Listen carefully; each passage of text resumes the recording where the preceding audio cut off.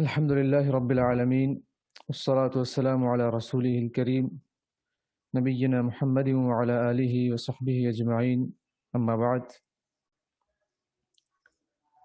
اللہ کا کرم احسان ہے کہ اللہ عز و جل نے توحید کا علم سیکھنے کی توفیق عطا فرمایا، اور اللہ عز و جل کا احسان ہے کہ اللہ عز و جل نے سب سے عظیم علم سیکھنے کی ہمیں جستجو اور توفیق بخشی، اور اس کے وسائل اللہ عز و جل نے ہمیں عطا فرمائے۔ ہم جو کتاب پڑھ رہے ہیں اس کتاب کا نام ہے العقیدۃ الواسطیہ، عقیدہ واسطیہ۔ اس کے مؤلف ہیں امام ابن تیمیہ رحمہ اللہ تعالی، اور یہ بہت بڑے عالم گزرے ہیں، مجتہد گزرے ہیں، جن کی عقیدے میں بہت سے کتابیں ہیں۔ انہوں نے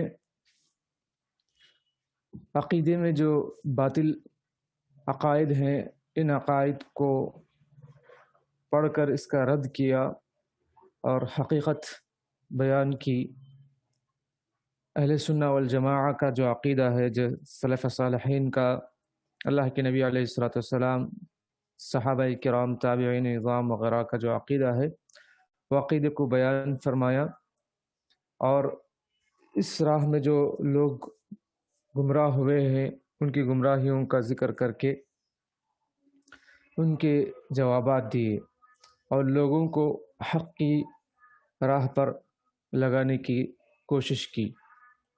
اسی سلسلے کی ایک کتاب ہے، جب ان سے کسی نے عقیدہ اہل سنہ والجماعہ ایک کتاب میں تحریر کرنے کا مطالبہ کیا، تو پھر انہوں نے اس کتاب میں اہل سنہ والجماعہ کا جو عقیدہ ہے اس کو بیان کر کے اور کچھ اور بھی اہم باتیں اس میں ذکر کی ہے کہ اللہ کے بارے میں کیسا عقیدہ ہونا چاہیے، رسولوں کے بارے میں، فرشتوں کے بارے میں، اس کی کتابوں کے بارے میں، اور صحابہ کرام کے، اولیاء کرام کے بارے میں، جنت اور جہنم کے بارے میں کیا اعتقاد ہونا چاہیے۔ تفصیلات اس کتاب میں انہوں نے بیان کی ہے۔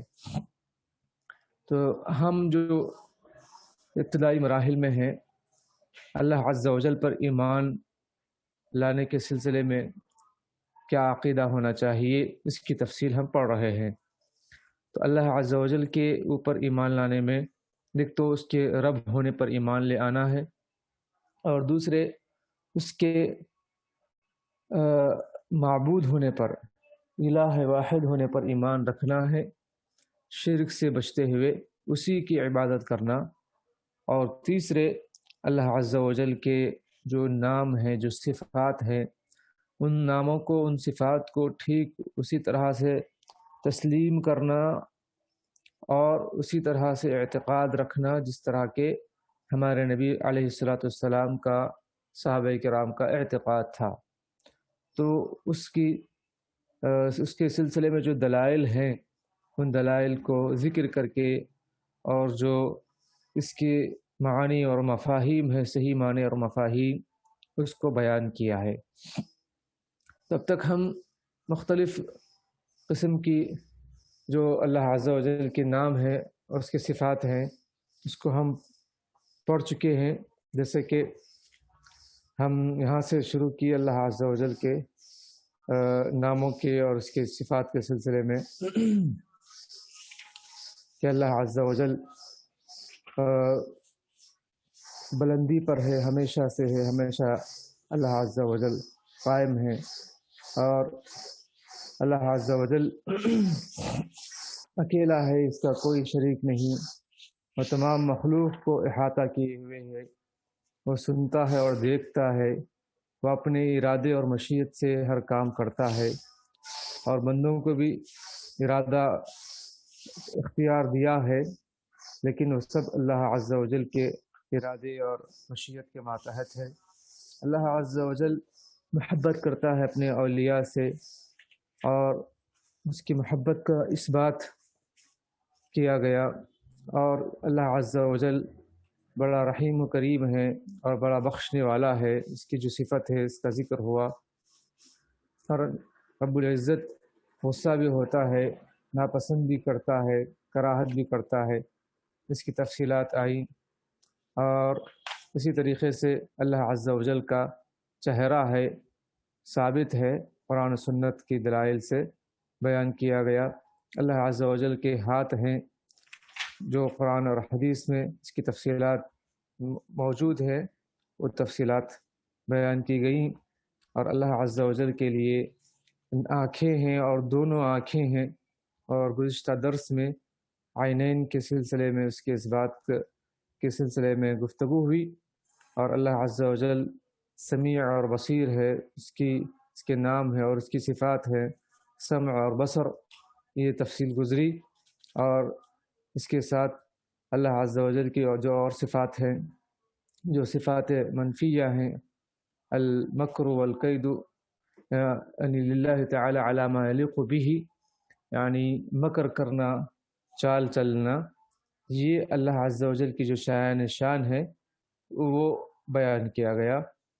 اللہ عز و جل کی صفات نہیں ہیں ماکر، کائد وغیرہ، لیکن اگر کوئی مکر کرتا ہے، چال چلتا ہے مسلمانوں کے خلاف، اہل ایمان کے خلاف، رسولوں کے خلاف، دین کے خلاف، تو اللہ عز و جل بھی اس کے ساتھ چال چل کے اس کو ہلاک و برباد کر دیتا ہے۔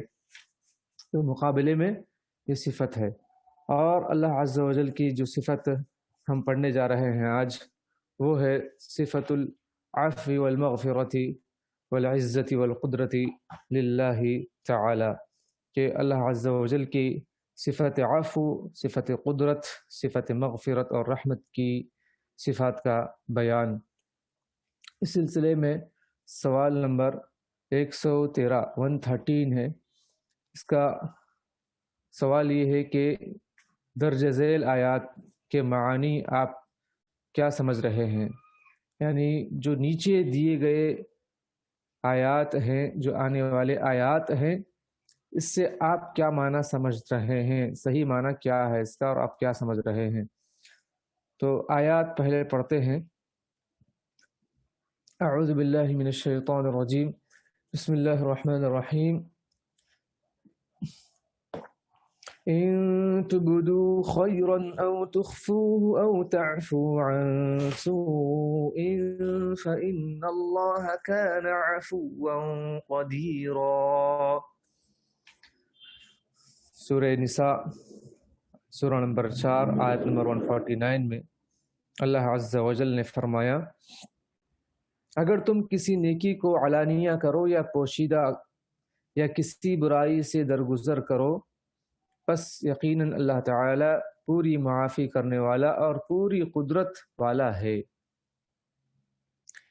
اور اس کے ساتھ ایک اور آیت ہے، وَلْيَعْفُوا وَلْيَصْفَحُوا أَلَا تُحِبُّونَ أَن يَغْفِرَ اللَّهُ لَكُمْ وَاللَّهُ غَفُورٌ رَحِيمٌ۔ سورہ نور، سورہ نمبر 24، آیت نمبر 22۔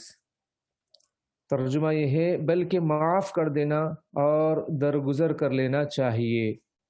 کیا تم نہیں چاہتے کہ اللہ تعالیٰ تمہارے قصور معاف فرما دے؟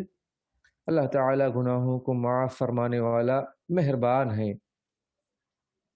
ان آیات سے کیا مراد لے رہے ہیں، اب کیا سمجھ رہے ہیں؟ تو اس کا جواب یہ ہے، مذکور آیات مبارکہ میں اللہ تعالیٰ کی صفت عفو، صفت قدرت، صفت مغفرت اور صفت رحمت کا اس بات ہے۔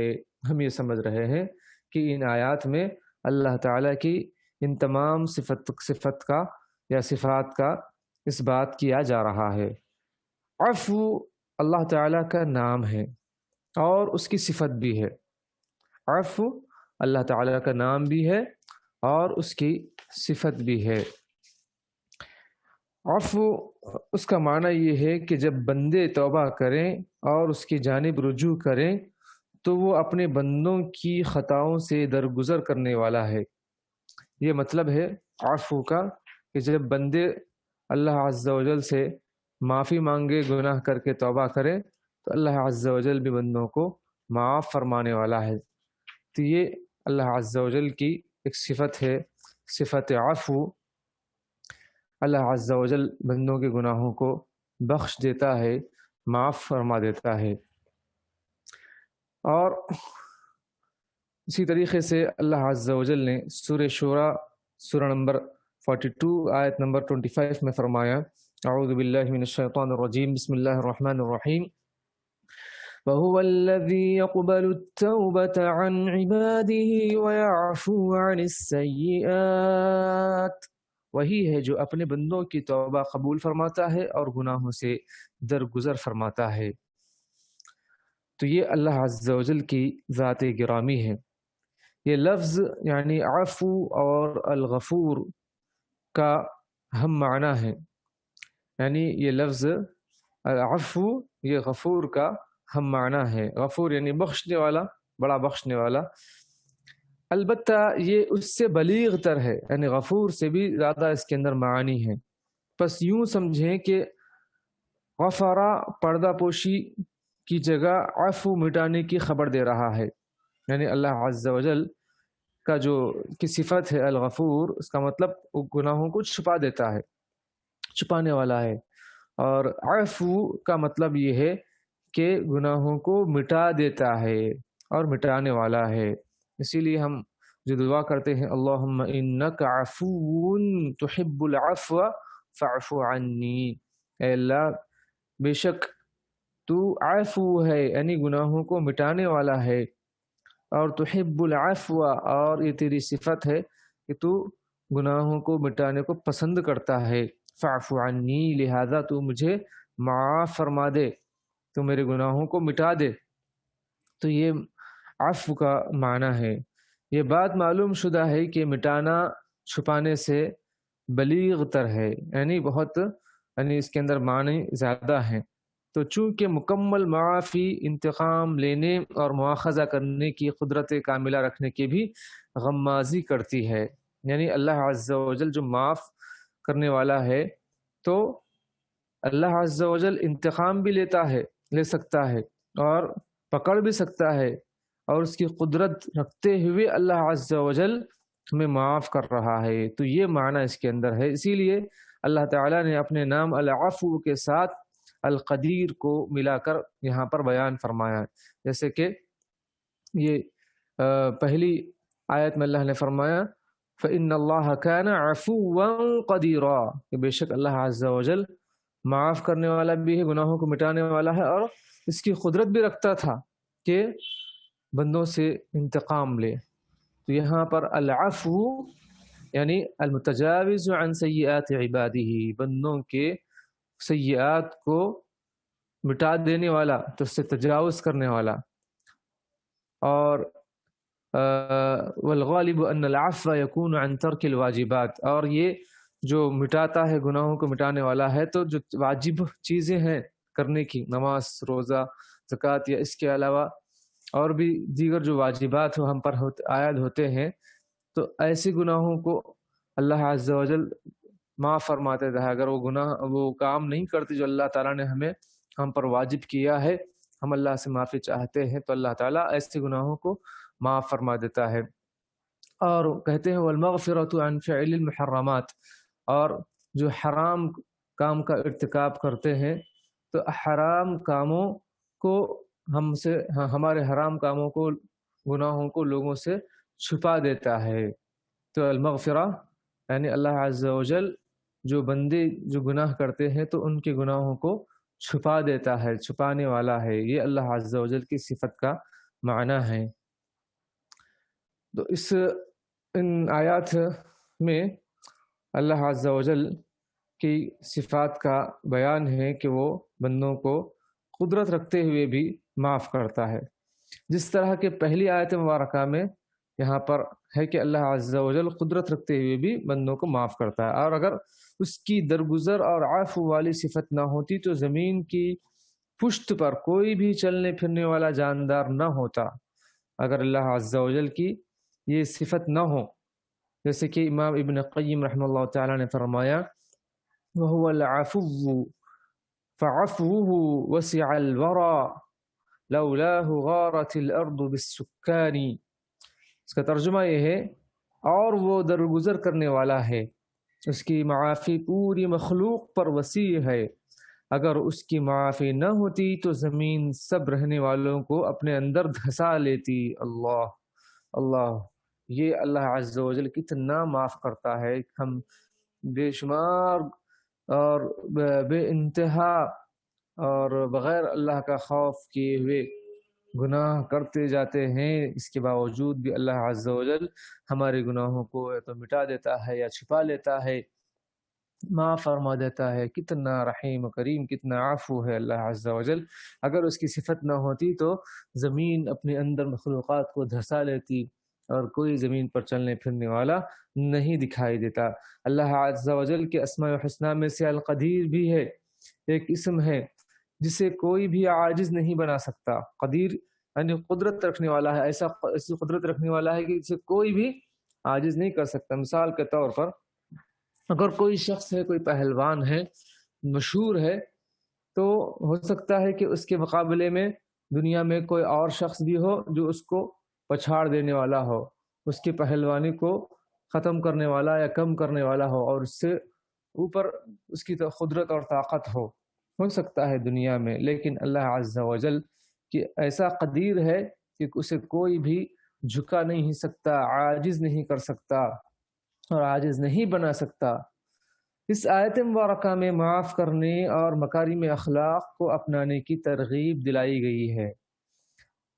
اس میں یہ بات بتائی گئی کہ جن سے عمل سے جزا دی جائے گی، یعنی جس طرح تم دوسروں کے ساتھ معاملہ کرو گے تو تمہارے ساتھ بھی وہی معاملہ کیا جائے گا۔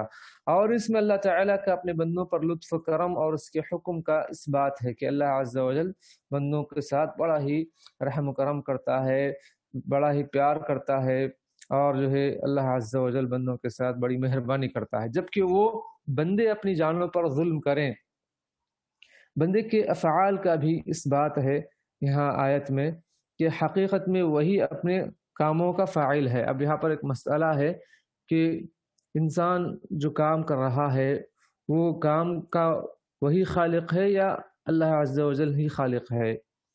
تو اللہ عز و جل نے قرآن کریم میں بیان فرمایا، واللہ خلقکم وما تعملون، اللہ عز و جل نے تم کو اور تمہارے تمام افعال کو، تمہارے تمام کاموں کو پیدا کیا ہے۔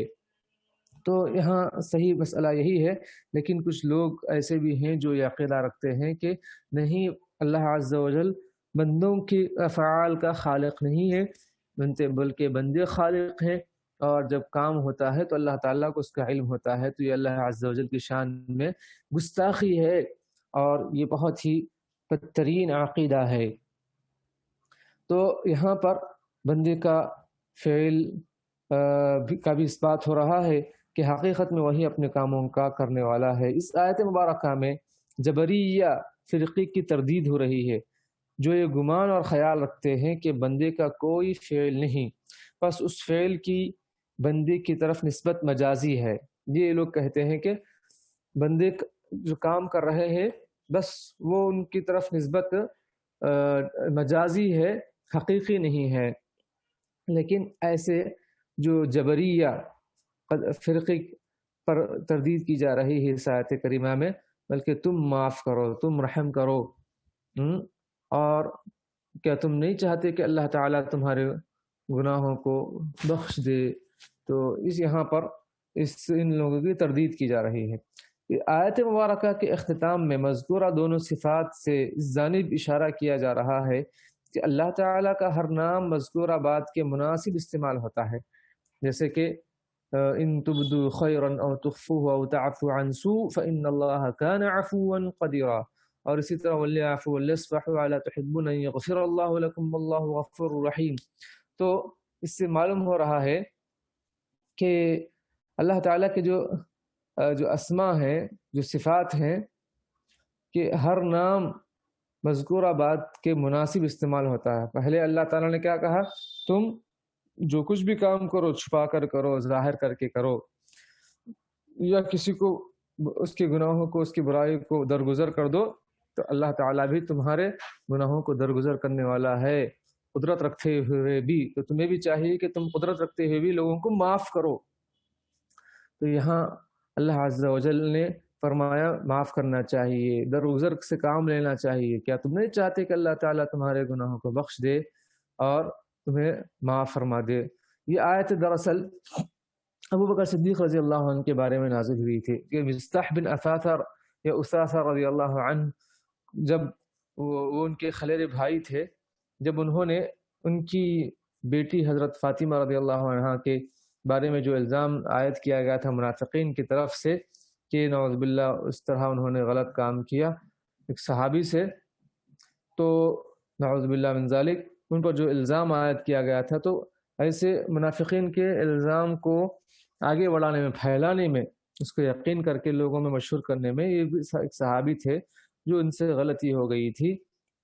تو ابو بکر صدیق رضی اللہ عنہ ان کو نان نفقہ دیتے تھے، غریب صحابی تھے مصطح رضی اللہ عنہ، تو ان کے خلیرے بھائی بھی تھے۔ تو جب یہ عائشہ رضی اللہ عنہ پر جو الزام عائد کیا گیا اس کو پھیلانے والوں میں سے یہ بھی تھے، تو انہوں نے قسم کھائی کہ اب میں تمہارے ساتھ کوئی بھلائی نہیں کروں گا، تمہیں جو چیز دے رہا تھا اس کو نہیں دوں گا، روک لوں گا۔ تو اللہ عز و جل نے یہاں پر فرمایا کہ معاف کر دو اور درگزر سے کام لو، جب تم اس کو معاف کرو گے کہ تو اللہ عز و جل بھی تمہیں معاف کرے گا۔ تو اس کے بعد انہوں نے کہا کہ میں معاف کرتا ہوں۔ تو یہاں پر حضرت عائشہ رضی اللہ عنہ کی اس کے بعد برات نازل ہوئی، تو یہ اس طرح ابو بکر صدیق رضی اللہ عنہ نے جو ہے پھر ان کا جو نان نفقہ جاری کر دیا۔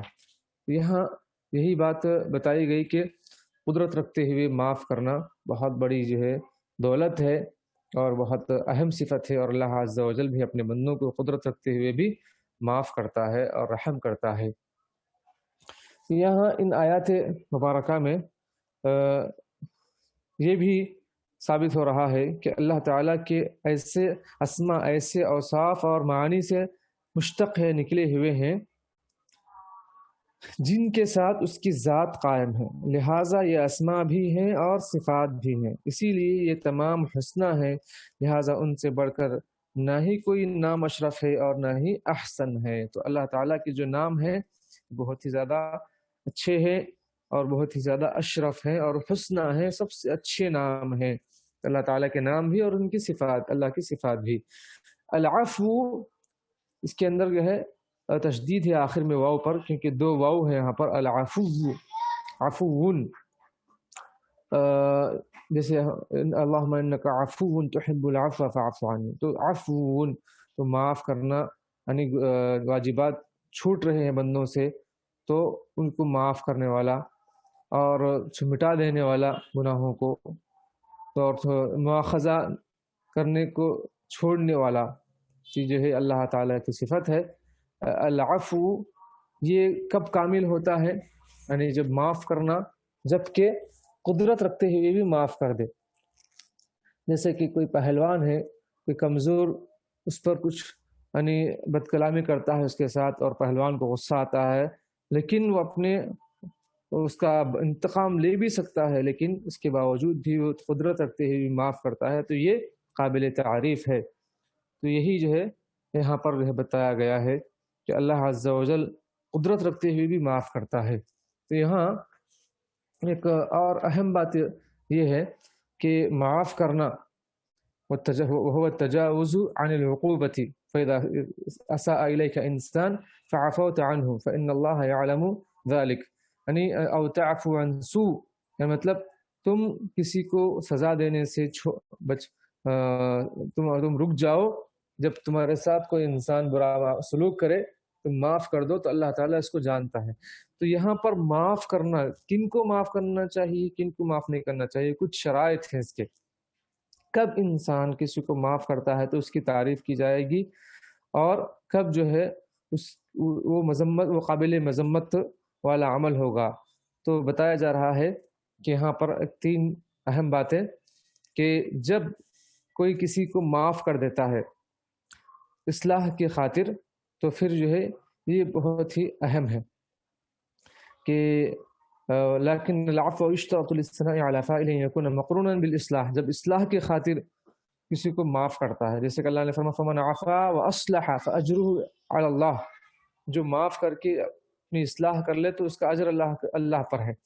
وذلك ان العفو قد يكون سببا للزياده في الطغيان والعدوان، وقد يكون سببا للانتهاء عن ذلك، وقد لا يزيد المتعدي ولا ينقصه، کیونکہ معاف کرنے سے کبھی کوئی گناہ کرنے میں، سرکشی کرنے میں مزید بڑھ جاتا ہے.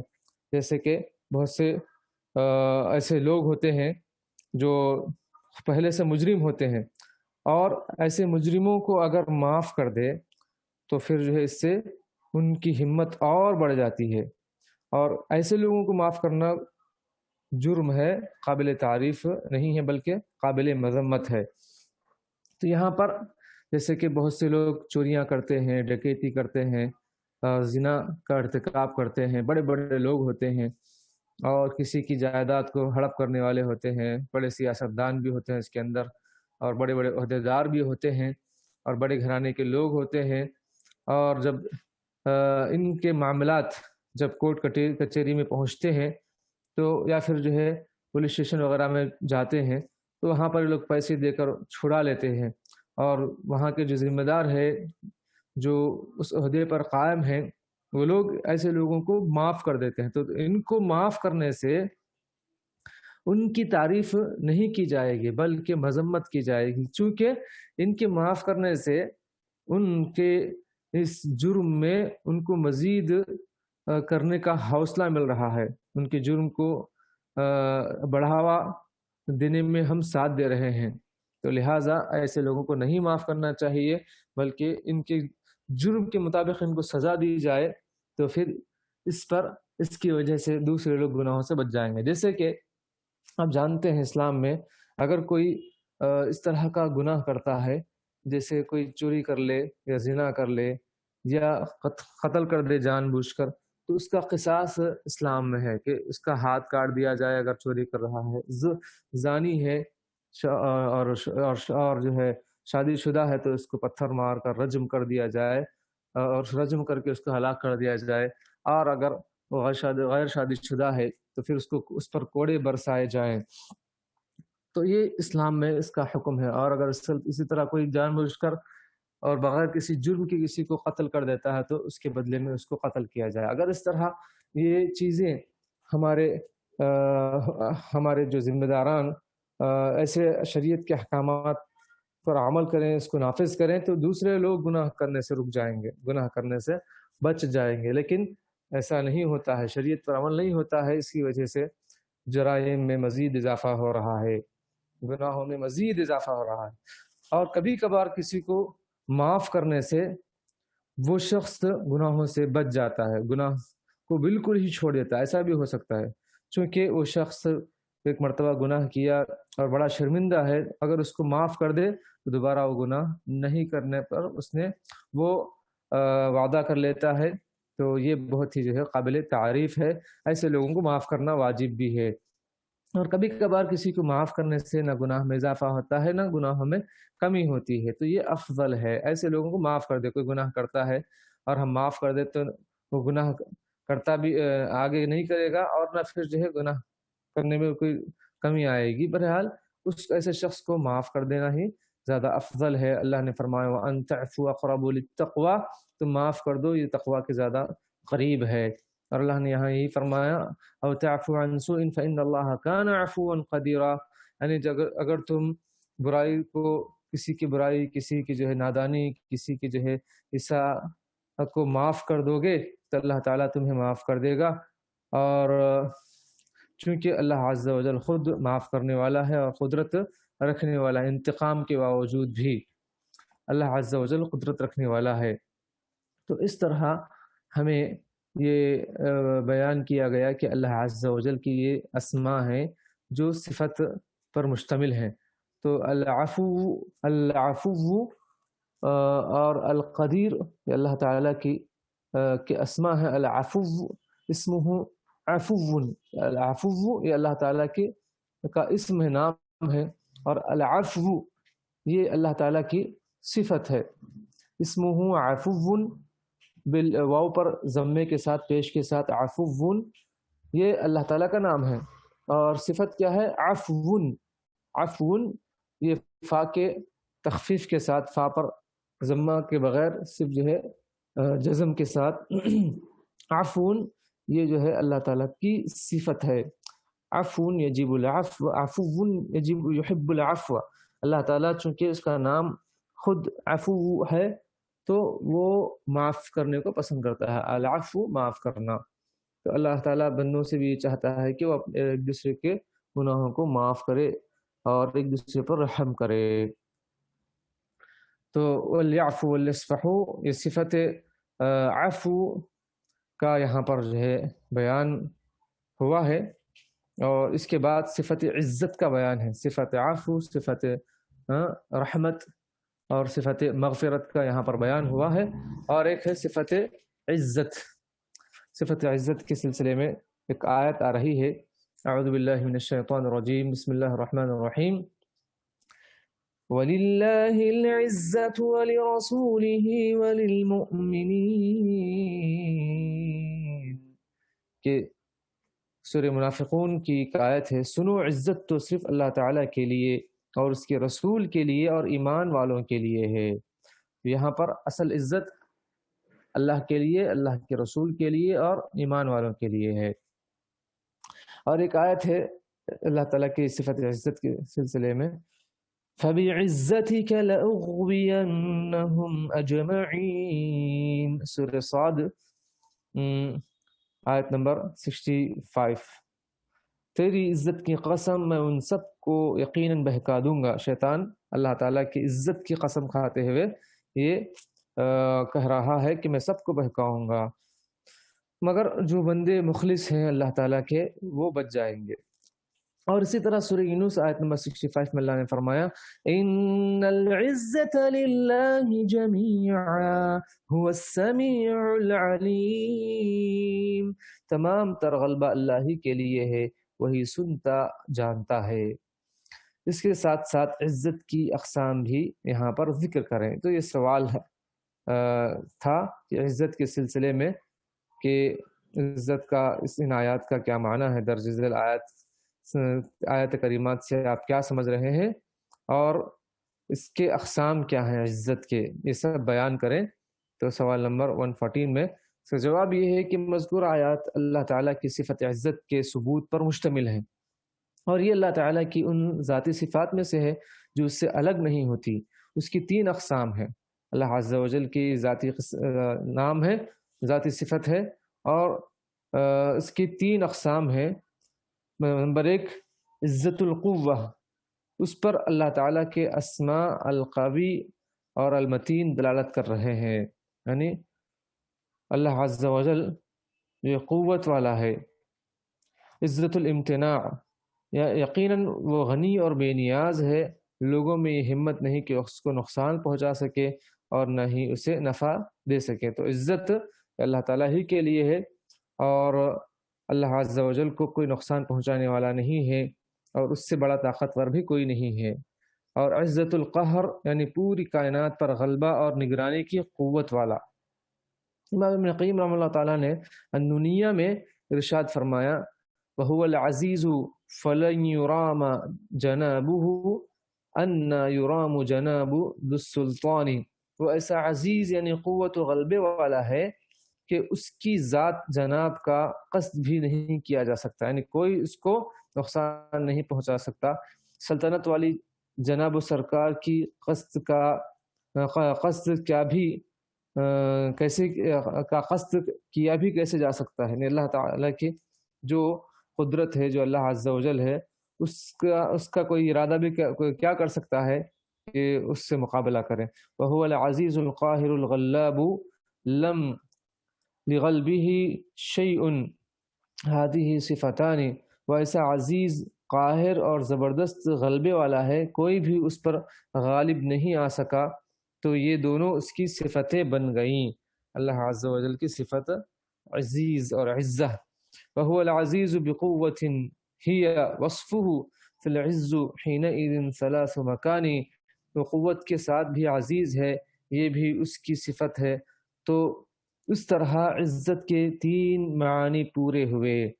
تو یہاں پر جو 3 قسمیں بیان کی گئی، فعزت قدر یا قدرہ، ان اللہ تعالی ذو قدر عزیز، کہ اللہ عز و جل قدرت رکھنے والا زبردست ہے، اے لا نظیر لہ۔ تو عزت کی 3 قسموں میں سے پہلی قسم ہوئی، اور عزت القہر ہی عزت الغلبہ، یعنی انہ غالب کل شیء، وہ ہر چیز پر غالب ہے اور غالب ہو کر عزت والا ہے۔ قاہر کل شیء منہ قولہ تعالی فقال اکفلنیہا وعزنی فی الخطاب، یعنی غلبنی فی الخطاب، تو اس نے کہا کہ مجھے ان بکریوں کو میرے کفالت میں دے دو، اور وہ مجھ پر خطاب میں غالب آ گیا۔ اور فاللہ سبحانہ وتعالی عزیز لا غالب لہ، اللہ عز و جل ایسا عزیز ہے کہ اس پر کوئی غلبہ پانے والا نہیں ہے، بل هو غالب کل شیء، بلکہ وہی ہر چیز پر غالب ہونے والا ہے۔ نمبر 3، وعزت الامتناع، ان اللہ تعالی یمتنع ان ینالہ سوء او نقص، اللہ تعالی ایسا جو ہے عزت والا ہے کہ اس کو کوئی نقصان نہیں پہنچا سکتا، برائی نہیں پہنچا سکتا، نقصان نہیں پہنچا سکتا۔ فهو مأخوذ من القوة والصلابة، ومنه قولهم ارض غزاز، یعنی قوی شدید۔ هذه معانی العزت التي اثبتها اللہ تعالی لنفسه، یہ وہ معانی ہے عزت کے جس کو اللہ تعالیٰ نے اپنے نفس کے لیے ثابت کیا، وہی تدل علی کمال قہرہ وسلطانہ وعلی کمال صفاتہ، اور یہ اللہ تعالیٰ کے کمال قدرت، کمال صفات، کمال طاقت پر دلالت کرتی ہیں، وعلی تمام تنزہہ عن النقص، اور اللہ تعالیٰ ہر عیب سے پاک ہونے پر دلالت کرتی ہے۔ تدل علی کمال قہرہ وسلطانہ فی عزت القہر، تو یہ تمام صفات اللہ عز و جل کی ہیں، جو اللہ عز و جل بڑی قدرت والا، بڑی طاقت والا ہے۔ فرمانے والی تعالیٰ ہے، اور ایک آیت فبعزتک سے عزت کے ساتھ قسم کھانے کا جواز بھی لیا جا سکتا ہے، جو اللہ تعالیٰ کی صفت عزت ہے اس سے ہم قسم بھی کھا سکتے ہیں۔ تو یہاں پر، اور کیونکہ یہ صفت الہی ہے اور باقی تمام صفات بھی اس کی مثل ہے، یعنی تمام صفات سے بھی قسم کھائی جا سکتی ہے، یعنی ان کے ساتھ قسم کھائی جا سکتی ہے۔ اور دوسری بات یہ ثابت ہو رہی ہے کہ اللہ تعالیٰ کی صفات مخلوق نہیں ہے، تو جیسے اسماء مخلوق نہیں ویسے صفات بھی مخلوق نہیں ہے، کیونکہ مخلوق کے ساتھ قسم اٹھانا یہ شرک ہے۔ اور وہ عزت جو اللہ تعالیٰ کی طرف مضاف ہے اس کی 2 قسمیں ہیں۔ اللہ عز و جل کی طرف جو اضافت کی گئی ہے عزت کی، اس کی 2 قسمیں۔ نمبر 1، جس کی اللہ تعالیٰ کی طرف اضافت مخلوق کی خالق کی طرف اضافت ہے، مخلوق کی خالق کی طرف اضافت ہے۔ اور نمبر 2، جس کی اللہ تعالیٰ کی طرف اضافت کرتے ہوئے صفت کی موصوف کی طرف اضافت ہو، جس طرح کی دوسری آیت میں ہے فبعزتک، تو صفت کیا ہے؟ عزہ، اور کاف کیا ہے اس میں؟ اللہ تعالیٰ مراد ہے، یعنی تیری عزت کی قسم۔ تو ایک تو صفت کی موصوف کی طرف اضافت یہ بھی درست ہے، اور مخلوق کی خالق کی طرف اضافت یہ بھی درست ہے۔ جیسے حدیث مبارکہ میں صفت کی موصوف کی طرف اضافت کے متعلق ایک حدیث ہے، اعوذ بعزت اللہ وقدرتہ، میں اللہ تعالیٰ عزت کے ساتھ اور اس کی قدرت کے ساتھ اس کی پناہ مانگتا ہوں، میں اللہ تعالیٰ کی عزت کے ساتھ اور اس کی قدرت کے ساتھ پناہ مانگتا ہوں۔ تو یہ ہے اللہ تعالیٰ موصوف ہے، العزہ صفت ہے، تو صفت کو اضافت دی گئی ہے موصوف کی طرف۔ تو یہ کچھ عربی اعتبار سے کچھ قواعد تھے۔ اضافت ہو تو یہ عزت مخلوق ہوئی جس عزت کے ساتھ وہ اپنے انبیاء اور نیک ایمانداروں کو عزت دار بناتا ہے۔ بہرحال یہاں اللہ عز و جل کی ایک صفت عزت کا یہاں پر بیان ہے، اس سے جو ہے قسم بھی کھائی جا سکتی ہے۔ شیطان نے اللہ تعالیٰ کے اس صفت کے ذریعے سے قسم کھائی۔ تو اثبات ان الشیطان یقر بصفات اللہ، تو اس سے یہ بھی ثابت ہوتا ہے کہ شیطان بھی خود اللہ تعالیٰ کے صفات کا اقراری تھا۔ فکیف نجد من بنی آدم من ینکر صفات اللہ او بعضها، کہ ہم جو ہے کیسے پاتے ہیں بنی آدم میں سے کچھ ایسے لوگوں کو جو اللہ تعالیٰ کے صفات کا یا مکمل یا پھر ان میں سے بعض صفات کا انکار کرتے ہیں۔ او یکون الشیطان اعلم باللہ واعقل مسلکا من هؤلاء النفات، یا ہم یہ کہیں کہ نہیں، شیطان اللہ تعالیٰ کو بہت زیادہ جانتا تھا اور بہت عقل سلیم رکھتے ہوئے وہ جو ہے اللہ تعالیٰ کے صفات کا اقرار کرتا تھا، اور وہ جو ہے ان صفات کے انکاری لوگوں سے بھی زیادہ عقل مند ہے، ہم یہ کہیں یا وہ کہیں، بہرحال صفات کا جو اس بات یہاں پر کیا جا رہا ہے یہی صحیح ہے، جو لوگ انکار کرتے ہیں وہ غلط راہ پر ہیں۔ تو اللہ عز و جل کی صفت عزت ہے، اور عزت کس کے لیے ہے؟ اللہ کے لیے، اس کے رسول کے لیے، مومنوں کے لیے۔ آیت نازل ہوئی منافقوں کے قول کے مقابلے میں۔ منافقوں نے کیا کہا؟ لَإِن رَجَعْنَا إِلَى الْمَدِينَةِ لَيُخْرِجَنَّ الْأَعَزُّ مِنْهَا الْأَذَلَّ، اگر ہم مدینے کی طرف لوٹیں تو ہم زیادہ عزت دار وہاں سے زیادہ ذلیل لوگوں کو نکال دیں گے، یعنی ہم عزت دار ہیں وہاں، اور جو ذلیل ہیں یعنی ایمان والے ہیں ان کو نکال دیں گے، نعوذ باللہ من ذالک۔ تو وہ اپنے آپ کو عزت والے سمجھ رہے تھے، تو اللہ اور رسول اللہ صلی اللہ علیہ وسلم اور اہل ایمان کو ذلیل سمجھ رہے تھے۔ تو اللہ عز و جل نے یہاں پر بیان فرمایا کہ ان کے لیے کوئی عزت و وقار نہیں ہے، اور عزت اور وقار صرف اللہ کے لیے ہے اور اس کے رسول اور اہل ایمان کے لیے ہے۔ تو اس کے بعد اللہ عز و جل نے ایک اور آیت بھی ذکر فرمائی اہل ایمان کے سلسلے میں، وہ دراصل عزت والے ہیں۔ فَإِن تَوَلَّوْا فَقُولُوا اشْهَدُوا بِأَنَّا مُسْلِمُونَ، اگر یہ جو اہل کتاب سے تمہارا جھگڑا ہو جائے اور اگر وہ تمہاری بات نہ مانے، ایمان قبول نہ کرے، اسلام قبول نہ کرے، تو کہہ دو کہ ہم مسلمان ہیں، تم چاہے جو چاہے کرو۔ تو اہل ایمان، اہل اسلام کے لیے ہی عزت ہے، سربلندی ہے دنیا اور آخرت میں۔ اور یہاں پر جو آیات گزری ہیں صفت رحمت، صفت عفو، صفت مغفرت، صفت قدرت، صفت عزت کے متعلق، اس سے ہمیں اخلاقیات میں کیا فائدہ ہوتا ہے، ہم کیا استفادہ کر سکتے ہیں اخلاقی ناحیے سے؟ تو فی العفو والصفح هو أننا إذا علمنا أن الله عفو وأنه قدير أوجب لنا ذلك أن نسأله العفو دائما وأن نرجو منه العفو عما حصل منا من التقصير في الواجب۔ جب ہمیں معلوم ہو گیا کہ اللہ کی صفت ہے صفت عفو، صفت صفح، تو ہمیں بھی چاہیے کہ ہم بھی اللہ تعالیٰ سے ہمیشہ معافی مانگتے رہیں اور اللہ عز و جل سے معافی کی امید رکھیں۔ جو کچھ بھی ہم سے جو واجبات میں جو تقصیر ہو جائے، کمی ہو جائے، تو اللہ تعالیٰ سے ہم امید رکھیں کہ اللہ تعالیٰ ہمیں معاف فرما دے گا۔ وَأَمَّا الْعِزَّةُ أَيْضًا نَقُولُ إِذَا عَلِمْنَا أَنَّ اللَّهَ عَزِيزٌ فَإِنَّنَا لَا يُمْكِنُ أَن نَفْعَلَ فِعْلًا نُحَارِبُ اللَّهَ فِيهِ۔ جب صفت عزت کا ہمیں پتہ چلا کہ اللہ تعالیٰ عزت والا ہے اور بڑا غلبے والا ہے، تو ہمارے لیے، ہم جب اس بات کا ہم یقین کر لیں تو ہمارے لیے ممکن نہ ہو کہ ہم کوئی ایسا کام کریں جس میں اللہ تعالیٰ کی مخالفت ہو رہی ہو، ہم اللہ سے جس میں محاربہ کر رہے ہوں۔ جیسے کہ اللہ نے فرمایا سود کے بارے میں کہ تم جو لوگ جو ہے سود کھاتے ہیں، کھلاتے ہیں، سود کا لین دین جاری رکھتے ہیں، یہ اللہ تعالیٰ سے یہ وہ سود کو چھوڑ دیں، ورنہ اللہ اور اس کے رسول سے جنگ کے لیے تیار ہو جائیں، اللہ اور اس کے رسول سے لڑنے کے لیے تیار ہو جائیں۔ جب معلوم ہوا کہ اللہ عز و جل بڑا جو ہے غلبے والا ہے اور بڑا ہی جو ہے قدرت والا ہے، اور اس پر کوئی جو ہے غالب نہیں آ سکتا ہے، اور کوئی اس پر اس کو کام کرنے سے روک نہیں سکتا ہے، یا اس کو کوئی تکلیف نہیں پہنچا سکتا ہے، تو پھر بندوں کو چاہیے کہ وہ ایسے گناہوں سے رک جائے۔ مثلا اس کی مثال الانسان المرابی معاملته مع الله المحاربة، فإن لم تفعلوا فأذنوا بحرب من الله ورسوله، إذا علمنا أن الله ذو عزة لا يغلب فإنه لا يمكننا أن نقدم على محاربة الله عز وجل۔ یعنی انسان جو سود خور انسان ہے، اس کا معاملہ اللہ تعالیٰ کے ساتھ کیا ہے؟ جنگ کا معاملہ ہے، کیونکہ اللہ تعالیٰ نے فرمایا اگر تم ان کام سود کا لین دین سے باز نہیں آؤ گے تو اللہ اور اس کے رسول سے مقابلے کے لیے تیار ہو جاؤ۔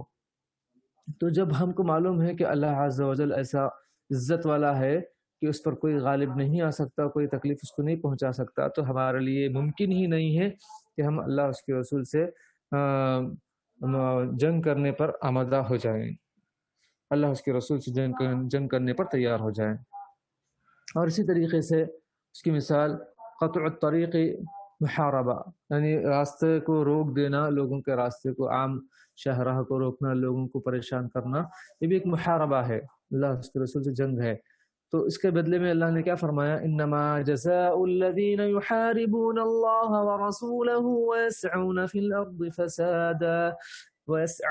الأرض فسادا أن يقتلوا أو يصلبوا أو تقطع أيديهم وأرجلهم من خلاف أو ينفوا من الأرض، کہ بدلہ ہے ان لوگوں کا، یقیناً بدلہ ان لوگوں کا جو اللہ اس کے رسول سے محاربہ کرتے ہیں۔ یا محاربہ سے مراد یہاں پر راستے روک دیتے ہیں، ڈکیتی کرتے ہیں، دن دہاڑے لوگوں کو کے مال کو ہڑپ لیتے ہیں، لوگوں کو پریشان کرتے ہیں، اور زمین میں وہ فتنہ و فساد پھیلاتے ہیں۔ وَيَسْعَوْنَ فِي الْأَرْضِ فَسَادًا، تو ایسے لوگوں کو ایسے لوگوں کے بارے میں حکم ہے کہ ان کو قتل کر دیا جائے، ٹکڑے ٹکڑے کر دیا جائے، یا ان کی سولی دے دی جائے، یا ان کے ہاتھ اور پیر مخالف سمت سے کاٹ دیے جائیں، یا انہیں زمین سے جلا وطن کر دیا جائے، چونکہ اللہ عز و جل سے محاربہ کر رہے ہیں۔ تو يمكن أن نقول فيها فائدة من الناحية المسلكية أيضا، وهي أن الإنسان المؤمن ينبغي له أن يكون عزيزا في دينه۔ یہاں پر ایک اور بات بھی ہمیں فائدے کے طور پر ملتی ہے کہ جو مومن بندہ ہوتا ہے اس کے لیے یہی زیادہ مناسب ہے کہ وہ اپنے دین میں بھی غالب رہے، ان يكون عزيزا في دينه بحيث لا يذل امام احد من الناس، اس حیثیت سے کہ لوگوں میں سے کسی کے سامنے وہ ذلیل نہ ہو، کائنا من کان، یہاں پر عاجز نہ ہو، الا علی المؤمن، سوائے مومنوں کے ساتھ وہ کیا ہے، نرم رویہ اختیار کرے، فیکون عزیزا علی الکافرین، اور کافروں پر وہ غالب رہے، سخت رہے، ذلیل علی المؤمنین، اور مومنوں کے ساتھ نرم رویہ اختیار کرے۔ یہاں پر صفت عزت کی تفصیلات گزری ہے، اور اس کے بعد ایک صفت ہے صفت برکت۔ صفت برکت کے بعد پھر جو ہے کچھ ایسی صفات آ رہی ہیں جو اللہ تعالیٰ کے کسی ہم نام اور ہم شکل کی نفی کر رہی ہے، کہ اللہ تعالیٰ کسی کے جو ہے ہم نام نہیں ہے اور کسی کے مشابہ نہیں ہے۔ تو ایسی صفات کیا ہے، اس کی تفصیلات آ رہی ہیں۔ تو بہرحال یہاں تک اکتفا کرتے ہیں آج کے اس عقیدے کے درس میں۔ تو یہی ہمیں پتہ چلا عقیدے کے متعلق، یہاں اللہ عز و جل کی صفات ہیں، صفت رحمت، صفت عفو، صفت مغفرت، صفت قدرت، صفت عزت، یہ اللہ عز و جل کے اس میں کچھ نام ہیں اور کچھ صفات ہیں۔ صفت عفو یہ نام ہے، اس کی صفت عفو ہے، اور قدیر اللہ تعالیٰ کا نام ہے، اور القدرہ اس کی صفت ہے، اور اسی طریقے سے اللہ عز و جل اور الرحیم اور اس کا نام ہے، الرحمہ اس کی صفت ہے، الغفور اس کا نام ہے، المغفرہ اس کی صفت ہے، اور العزہ اللہ تعالیٰ کی صفت ہے، اور عزت جو اللہ تعالیٰ کے صفات ہے، ان صفات سے بھی ہم قسم کھا سکتے ہیں، چونکہ مخلوق سے قسم کھانا جائز نہیں ہے، خالق سے اور اس کے نام اور اس کی صفات سے ہم قسمیں کھا سکتے ہیں۔ اور ان ناموں کو اگر ہم سمجھیں گے، اللہ تعالیٰ کی قدرت کو پہچانیں گے، تو ہم گناہوں سے باز رہیں گے، ہم اللہ عز و جل کے نافرمانیوں سے اپنے آپ کو روکیں گے۔ چونکہ اس اصل پڑھنے کا مقصد یہ ہے کہ اللہ تعالیٰ کون ہے، وہ کیا اس کی کوالٹیز ہیں، کیا اس کی قدرتیں ہیں۔ کسی نے اللہ کو دیکھا تو نہیں ہے، لیکن جو اللہ تعالیٰ کے اسماء، اس کے صفات جو بیان کیے گئے ہیں، اس کی معلومات جو قرآن و حدیث میں ہیں، اگر ہم ان کو پڑھ کر اللہ کو پہچانتے ہیں تو پھر اللہ تعالیٰ کا ڈر ہمارے دل میں پیدا ہوگا، اللہ عز و جل کی محبت ہمارے دل میں جاگزی ہوگی، اور اللہ عز و جل کی نافرمانیوں سے ہم بچ سکیں گے، اور اللہ عز و جل سے ہم جو ہے دعا کرنے پر آمادہ ہوں گے، اور رب العالمین سے اپنا رشتہ ہم مضبوط کریں گے۔ جب مثال کے طور پر اللہ تعالیٰ کے لیے بہت ہی اعلیٰ مثالیں ہیں کہ اگر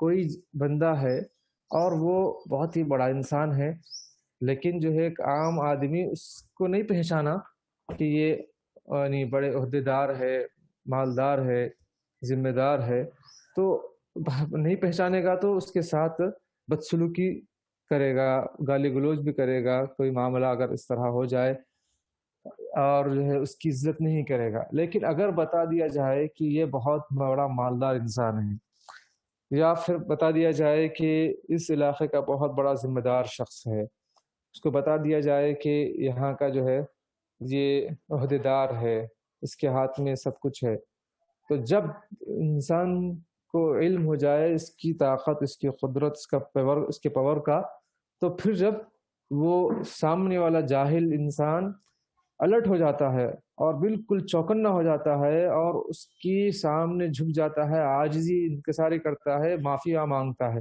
اللہ کے نبی علیہ الصلاۃ والسلام کے سلسلے میں بھی ایک واقعہ مشہور ہے کہ جب ایک مرتبہ آپ صلی اللہ علیہ وسلم گزر رہے تھے قبرستان سے، ایک خاتون قبر کے پاس بیٹھ کر رو رہی تھی، تو آپ صلی اللہ علیہ وسلم نے فرمایا صبر کر۔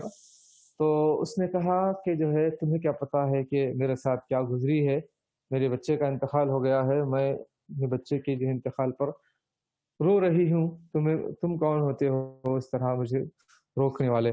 بہرحال اس نے اعتراض کیا، اللہ کے نبی صلی اللہ علیہ وسلم کی بات کو نہیں مانا۔ پھر جب بتایا گیا کہ یہ کون ہے تم جانتی ہو، یہ اللہ کے نبی ہیں، رسول اللہ ہیں، صلی اللہ علیہ وسلم ہیں، تو پھر دوڑ کر آئی اور آ کر معافی تلافی کرنے لگی، کہنے لگی کہ مجھے نہیں پتا تھا کہ آپ اللہ کے رسول ہیں، آپ مجھے معاف کر دیجئے۔ تو آپ صلی اللہ علیہ وسلم جیسے آپ نے فرمایا کہ صبر کرو، اب میں صبر کرتی ہوں، نبی اکرم علیہ الصلوۃ والسلام نے فرمایا کہ اب صبر کرنے سے کوئی فائدہ نہیں ہے، صبر عند الصدمۃ الاولی، صبر کا مقام مرتبہ پہلی جو تکلیف ہوتی ہے اسی وقت ہے۔ تو اللہ کے نبی علیہ الصلوۃ والسلام نے اس طرح کا جواب دیا۔ اس سے کیا معلوم ہوا؟ یہی معلوم ہوا کہ کوئی شخص کسی کی قدر کو نہیں پہچانتا، کسی کی شخصیت سے واقف نہیں ہے، تو اس کے ساتھ جیسے تیسے باتیں کر لیتا ہے، لیکن جب اس کو پتہ چلے کہ یہ کون ہے، اس کا کیا مقام و مرتبہ ہے، تو پھر وہاں سے اس کی قدر بڑھ جاتی ہے، پھر اس کے سامنے وہ جھک جاتا ہے۔